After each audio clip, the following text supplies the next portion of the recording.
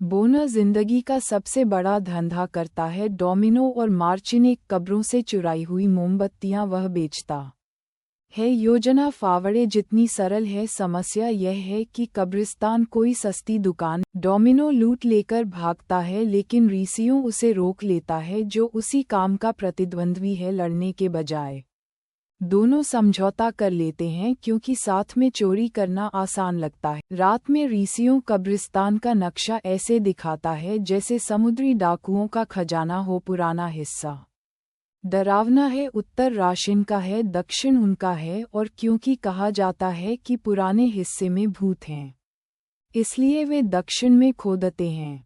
खोदते समय ज़बिग्नेव कोपाका अपने साथ कृत और पिरका को लेकर आ जाता है। वे प्रतिस्पर्धा हटाना चाहते हैं। रीसियों और डोमिनो को बांध दिया जाता है, और रीसियों चेतावनी देता है कि लालच उन्हें कब्र तक पहुंचा देगा। पिरका डायनामाइट से एक कब्र उड़ा देता है, और उसी अफरातफरी में रीसियों और डोमिनो पुराने भूतिया हिस्से में भाग जाते हैं। कोपाका अंधविश्वास नहीं मानता और कृत के साथ पीछा करता है, जबकि पिरका डरकर पीछे हट। कोपाका और कृत एक पुराने मकबरे में पहुंचते हैं। वहां 3 ताबूत हैं, और कोपाका को अंदर कीमती चीजें मिलती हैं। इसी बीच कृत एक कंकाल के सामने अपनी घिनौनी आदत शुरू कर देता है, क्योंकि शर्म नाम की चीज मौजूद नहीं।